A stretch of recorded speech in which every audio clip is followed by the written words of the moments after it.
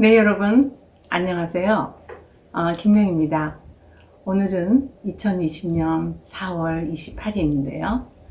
오늘은 37편의 부부 클리닉 편에서 요즘 많은 분들이 관심을 가지고 아주 흥미있게 시청하고 계시는 부부의 세계라는 드라마에 나오는 그 이혼한 가정의 자녀인 준영이를 포커스로 해서 이혼한 가정의 그 자녀들이 얼마나 많은 고통 가운데 있는지를 한번 이렇게 여러분들하고 대화를 해보자고 이런 영상을 찍게 되었습니다.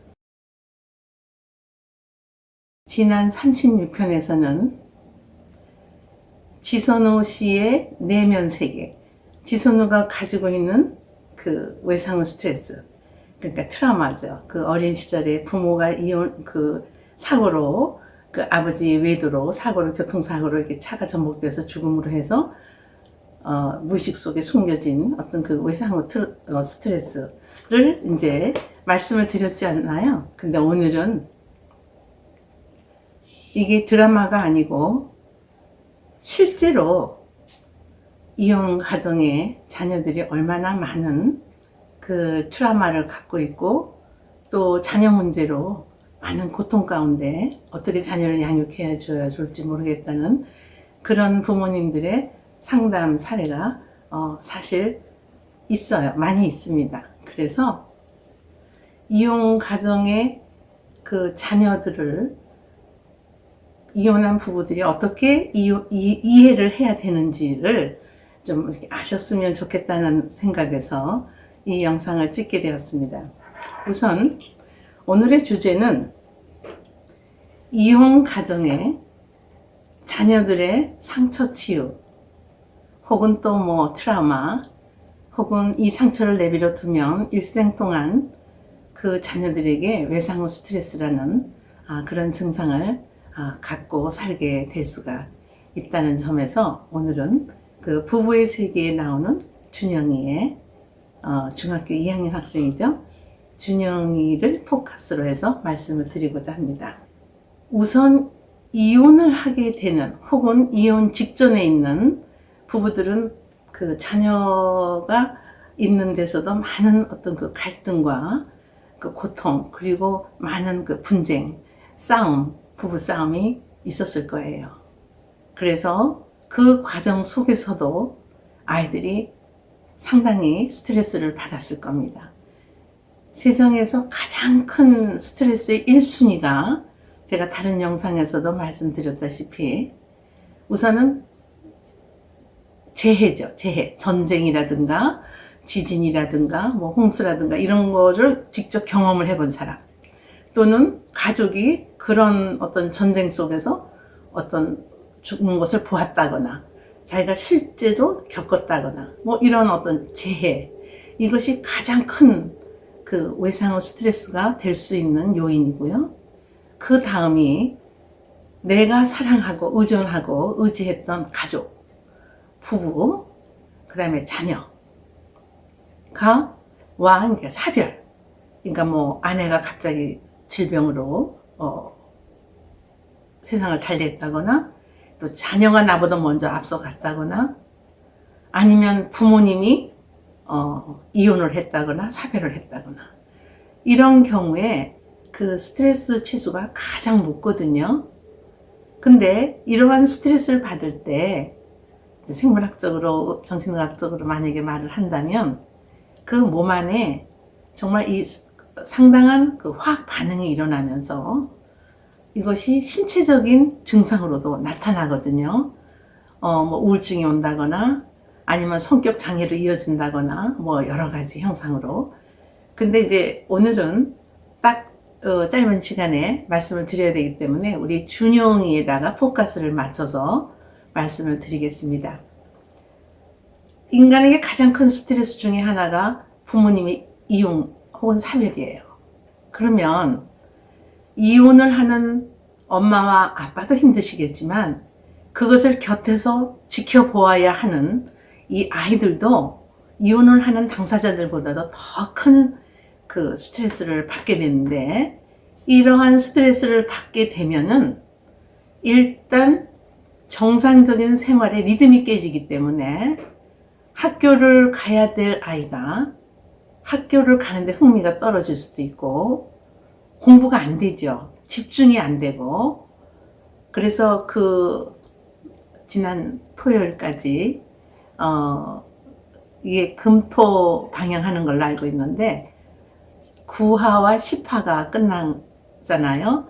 근데 여기에서 준영이가 학원을 가질 않아. 그래서 이제 엄마가 걱정을 하면서 이 아이를 찾게 되죠. 근데 이 아이는 사실은 이 드라마를 보는 시청자들도 사실 저를 포함해서 혹시 그 지선우 씨를 괴롭히는 아버지 이태우 씨가 보낸 이렇게 폭력적으로 이렇게 하는 그 사람한테 혹시 납치라도 당한 게 아닐까? 무슨 안 좋은 일이 생긴 건 아닐까 하고 전부 가슴을 조이면서 아마 보셨을 것 같아요. 근데 결국에 이 아이는 혼자서 어디에 있었잖아요. 그러면서 엄마한테 이런 말을 하잖아요. 학원을 한번 안 갈 수도 있지 뭘 그걸 갖고 경찰까지 부르고 그러냐고 화를 내지 않습니까? 그래서 이제 이 아이를 그 정신과 의사가 엄마하고 같이 집으로 데려와서 엄마가 이제 대화를 하려고 하는데, 엄마의 대화를 가만히 들어보면 너 왜 이런 행동을 했어? 왜 엄마를 걱정 끼쳐? 뭐 이런, 그러니까 비난하는 투의 대화를 하잖아요. 그러니까 아이가 그냥 문을 닫고 대화를 하지 않는 그런 장면이 잠깐 나왔잖아요. 근데 이제 정신과 의사께서 너도 많이 억울한 일이 있을 수 있겠는데 그게 뭔지 나에게 말해줄 수 있겠니? 이제 이렇게 어떤 정신과 의사나 심리 상담사들이 주로 하는 그런 어떤 기법을 하니까 이 아이가 마음을 열고 문을 열어주는 장면이 나옵니다. 그런 것과 마찬가지로 우리 이제 평상의 부모들도 이렇게 이혼 아니고 그냥 이렇게 부모들이 자주 다투면 아이들은 굉장히 부모 못지않은 정서적인 혼란이 오면서 일탈 행동과 또는 정상적인 생활의 리듬이 일단은 깨지기 시작합니다. 미국 같은 곳에서는요, 저는 미국에서 오래 살고 거기서 공부를 하면서 이러한 이혼 가정을 많이 보았습니다. 그래서 이혼 가정에서 이제 부모가 이혼을 하게 되면 이 아이들은 국가 차원에서 학교에서 무료로 상담을 받게 됩니다. 그래서 이 아이가 온전하게 그 부모 못지않게 받은 그 상처를 잘 컨트롤하면서 그리고 자신을 잘 돌볼 수 있도록 이렇게 전문가들이 도와주는 그런 프로그램이 있어요. 아마 우리나라에도 각 학교마다 꼭 이혼 가정뿐만이 아니라 좀 일탈 행동을 한다거나 뭐 왕따를 당한다거나 또는 어떤 교우 관계 문제가 있거나 이제 이런 아이들의 경우는 이제 담임 선생님이나 이제 주변 선생님들이 의뢰를 해서 학교에 있는 위 프로그램이라는 상담을 받게 되는데요. 이제 이 드라마에서 보면은 아버지와 엄마가, 그러니까 지선우 씨와 이태우 씨가 본인들 생각만 하고 이렇게 아버지는 아들을 데려오려고 하고 엄마는 뺏기지 않으려고 하고 그러면서 서로가 이렇게 계속 이혼을 했는데도 불구하고 이게 얽혀서 싸우는 그 가운데서 준영이가 어디 한 군데 마음을 둘 것도 없고 엄마 아버지가 이혼을 한 것도 얘는 지금 정리가 안 되는 거죠. 그런데다가 집에 오면 여전히 엄마는 이제 전문직에 종사하는 의사다 보니까 집에 항상 얘하고 함께 있을 수가 없는 상황이죠. 그러니까 아마도 준영이 같은 경우에는 예전에 이럴 때 아빠가 옆에서 나와 놀아줬는데 아빠와 함께 스포츠를 뭐 했는데 아빠와 함께 게임을 했는데 이러면서 갑자기 뻥 뚫린 그 가슴에 한 그 공허함을 이 아이도 뭔가는 메꿔야 되는 그런 상황인데 이제 부모님이 둘이 싸우느라고 전혀 준영이를 사랑한다고 하면서 준영이가 이렇게 지금 힘들어 하는 것을 이제 이 드라마에서는 배려가 안 되고 있는 상황이죠. 이제 이런 저희들이 봤을 때는 저 준영이 마음이 지금 얼마나 힘들고 누가 하나 대화할 사람도 없고, 그러니까 이제 이 아이가 일탈 행동을 하게 되잖아요. 친구의 물건을 훔쳐서, 물건을 갖고 싶어서가 아니라 그냥 자기가 이렇게 엄마 아빠 밑에서 이렇게 어떤 규칙적으로 그리고 질서 있게 인성 교육을 받아가면서 하던 것들이 다 필요가 없는 거예요. 나름대로 준영이도 내가 이렇게 살아서 뭐해? 이게 어떤 의미가 있는 거지? 이런 생각을 할 수도 있겠죠. 근데 다행스럽게 정신과 의사께서 상담을 해주니까 그나마 이제 그 아이의 어떤 분노라든가 죄책감이라든가 이런 상처를 조금 이렇게 어루만져주는 그런 캐릭터가 있어서 상당히 저는 마음이 놓였습니다. 부모 못지않게 이렇게 큰 충격으로 일상적인 그 삶의 그 리듬이 이렇게 깨지는 그 아이들에 대해서도 부모들은 신경을 써줘야 돼요. 이게 드라마이지만 실제로 이런 사례들이 많이 있습니다. 그런 것처럼 이 아이들의 이야기를 들어보면요, 부모님들이 우리 아이들이 밖에서 어떻게 살아가고 있고 또 교우 관계는 어떻게 지금 이루어지고 있고, 또 우리 특히 이렇게 이혼한 가정 또는 이혼이 아니어도 늘 싸우는 가정이라면 이런 부분을 좀 꼭 신경을 써주셨으면 좋겠다는 생각에 제가 이것을 주제로 영상을 찍게 되었습니다. 예를 들어서 준영이가 학원을 안 가는 것도 학원에 가 있고 싶지가 않죠. 우선 첫째는 친구들이 알잖아요. 그 드라마에서는 그 고산 바닥이 좁은데 그 다음에 일단 집중이 안 되죠. 여전히. 그런데다가 엄마가 밤마다 술을 먹지 않고서는 잠을 잘 수 없다는 얘기를 아빠한테 하게 되잖아요. 그 정도로 얘가 다 엄마를 이렇게 알고 있는데 그것도 어쩌면 자기 때문이라는 생각을 할 것이고, 또 왜 아빠는 왜 이 가정을 깨고 엄마 아닌 다른 여성과 지금 또 그 사이에서 또 딸아이를 낳아서 이렇게 키우고, 이게 너무나 혼란스러운 거예요. 준영이 입장에서는 준영이가 지금 학교를 간다는 게 기적이죠. 너무너무 혼란스러워요. 근데 그런 것을 부부는 여전히 싸우고 있는데 아이는 정상적으로 해야 된다고 한다는 것 자체가, 이것이 드라마가 아니고 실제 상황이라면 저는 그렇게 말씀드리고 싶어요. 엄마 아빠 못지않게 우리 준영이가 지금 엄청 힘든 상황에 있습니다. 그래서 준영이를 좀 더 예전보다 더, 이혼하기 전보다 더 세심한 돌봄과 또 이 아이가 평안을 찾을 수 있도록, 중학교 2학년이면 대충 알거든요. 그리고 이 준영이가 실제로 보았잖아요. 아버지가 다른 여성과 키스하는 장면을 실제로 제일 먼저 본 사람이 준영이잖아요. 그러니까 다 알고 있죠. 그러니까 아빠가 이러저러 해서 엄마도 이혼까지는 생각을 안 했지만 도저히 그런 아빠를 용납할 수가 없어서, 그리고 여전히 아빠는 그쪽에 그 여자하고 이렇게 좋은 감정을 갖고 있기 때문에 이러면서 엄마의 심정도 얘기하면 알아듣거든요. 일단은 오늘은 우리 준영이 중학교 2학년인데 이 아이를 이대로 그냥 방치를 한다면 이 아이 역시 그 아버지, 이태우 씨가 어렸을 때 아버지가 엄마와 자기를 버리고 또 다른 여자와 외도로 떠났잖아요. 그 상처가 있거든요. 이태우 씨도. 그러니 자기와 같이 또 이렇게 버려지는 그 아들이 돼서도 안 된다는 생각이 있을 것이고, 또 그렇게 한 지선우를 원망하는 마음도 있을 거예요.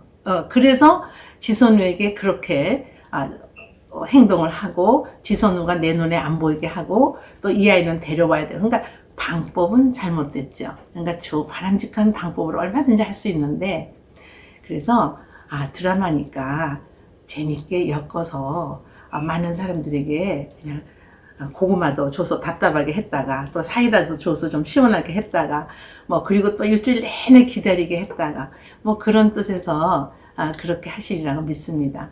그러나 이제 이 드라마를 보는 분 중에는 실제적인 이런 상황에 처해 있는 사람들이 생각보다 많이 있습니다. 그리고 이혼한 가정의 자녀들도 이렇게 부모들의 이혼으로 해서 너무나 큰 고통 가운데. 그래서 그것이 평생. 그러니까 여기 지금 이태호 씨도 그런 케이스잖아요.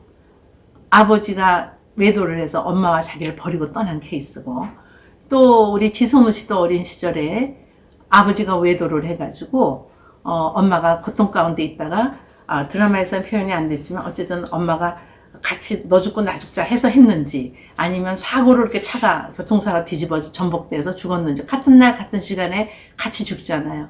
그때 그 지선우 씨의 그 공포와 좌절과 그 상처는 뭐 말할 수 없죠. 엄마에 대한 그리움, 아버지에 대한 무슨 섭섭함, 뭐 여러 가지가 얽혀 있는데, 그러한 두려움을 가지고 결혼을 해서 나는 이제 완벽한 멋진 가정을 꾸렸구나 하는 그 시점에서 남편이 자기를 속이고, 또 주변의 모든 지인들이 자기를 속이고, 2년간이나 남편이 내연녀가 있었다는 사실을 알았을 때 얼마나 충격이 컸겠어요. 또 실제로 보잖아요. 어머니 장례식장에서 그 파킹장에서 내연녀와 키스하는 장면을 아내도 보고, 또 생일날 아들도 아버지의 그걸 보고, 또 그 내연녀는 아무 죄책감 없이 그걸 사랑이라고 믿고 있고. 그래서 이거 어디까지나 드라마지만 실제적으로 이런 유사한 상담 사례들이 있다는 것을 좀 말씀드리면서, 둘은 이혼했다 할지라도 아이 문제에 대해서는 감정을 좀 내려놓고 아이의 행복을 위해서 이태호 씨와 지선우 씨께서 한번 진정으로 자기네들의 그 복수를 좀 다 내려놓고 준영이를 사랑한다면 준영의 입장에서 생각하고 그렇게, 그리고 이제 또 내연이한테는 그것도 사실을 알리면 되죠. 이러고 저러고 해서 내가 지선우를 만나서 아이 문제를 이렇게 좀 하기로 했는데 당신도 좀 그 부분에 대해서는 나를 좀 이해해 줬으면 좋겠어. 이렇게 하면 좋겠어요. 제가 이제 상담 사례라면 그렇게 권면하고 싶은데, 이게 드라마이기 때문에 아마 그렇게 하기 쉽지는 않을 거예요. 왜냐면 이게 항상 막 스릴 있고, 그리고 흥미진진하게 끌고 가야 되기 때문에. 자, 이렇게 해서 오늘은 우리 준영이 부부 세계에 나오는 중학교 2학년 우리 준영이가 얼마나 힘든지 그 부분을, 준영이 입장에서는 지금 자기의 생활 리듬이 그대로 예전의 그 생활 리듬을 지키면서 할 수가 없는 상황이에요, 지금. 만약에 제가 이제 상담을 받은 이런 준영이 어머니와 제가 상담을 했다면, 엄마도 이 일로 해서 술을 마시지 않고는 잠을 들 수 없는 그런 고통 가운데 있는데, 우리 준영이는 그 이상입니다. 이렇게 얘기하고 싶어요. 그래서 어머니께서 준영이와 좋은 시간을 통해서 서로 좀 마음을 나누고, 준영이의 그 상처를 좀 이렇게 어루만져주고, 좀 돌봄자의 역할을, 너무 그 복수에만 이렇게 엄마가 몰입하는 것도 엄마의 그 정신위생상 절대 좋은 것도 아니고, 그것도 정상은 아니에요. 정상은 아니죠.